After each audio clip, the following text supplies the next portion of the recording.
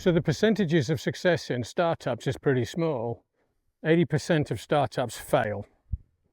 20% succeed. 10% succeed and provide money back to the shareholders. 10%, as in 1 in 10 startups, will actually be wildly successful for the shareholders and the employee base. I've focused on helping the companies that are really in that 80 percentile. If you've got a company that is challenged to the extent that they are bringing in a replacement CEO, and it's highly likely that it's in the 80%, not the 90%, and it's very unlikely it's going to be in the 10%.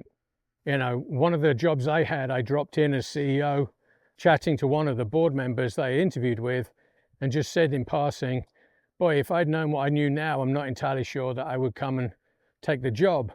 What he said is, well, if I didn't lie, you wouldn't have come and work for us. And they want the right CEO. He felt strongly I was the right CEO for the job. And so basically they were enticing me in. And I think if they had told me everything, I wouldn't have taken the position. So the likelihood is if you are a first-time CEO, you've just gone through an interview process where they basically said the company's absolutely fantastic, there's no problems, the only issue is maybe a go-to-market thing or a pipeline issue, but there won't be anything fundamentally wrong with the business. In other words, it kind of looks like if you just get your business card printed and you come across, put a bit of hard work into it, everything's going to be great. And you have to think to yourself, if it was that easy, why would you be disrupting the company? If a company is steaming along, they're not going to turn around and say, hey, you know, the smart thing for us to do, everything's working great. Let's disconnect the company and bring in a new CEO. You have a 10% chance of being successful. Those are the odds that you've taken and you've elected as part of the job.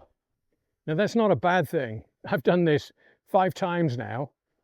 What I would say to you is buckle up. So I want to cover a thing called board tax. Any CEO that's done the job more than once will know exactly what it is.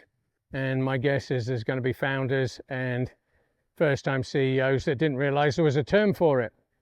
Board tax is basically the work that you do that is not specific to the company that you are trying to run.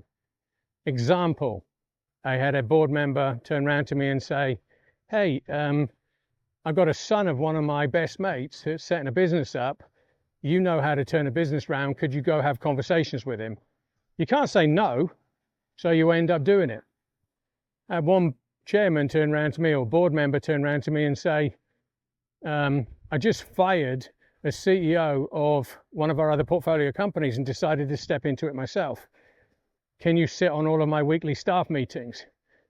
One of the companies, as an example, I picked up that the board basically decided that they would provide a big brother on the board to every one of the executive members in the team. And so when I walked in, I didn't realize, but there was one-on-ones happening. And you have a board member who basically is talking to one of my existing executive staff, telling them what they think might be the right thing to do. And it doesn't matter whether it's right or wrong. The reality is a board member said it, so you're doing it. And so what the board forget to realize is they're in a high position of authority. And if they say jump, it's not, are you sure? It's how high. Have a board member who's probably the best salesperson for the company, but has an idea every second. Why not set up this type of business? Why not set up that type of business? And in reality, you can't just say, no, shut up. What you have to do is to go through, research it, then come back with justification of whether it's the right thing to do or it's the wrong thing to do. Because in reality, it's going to burn huge amounts of your cycles. There's another type of board tax. It's a communication spiral between the CEO and the board. If you do have board members that are constantly asking you questions, you have to ask yourself, are you providing the table stakes of information that they need?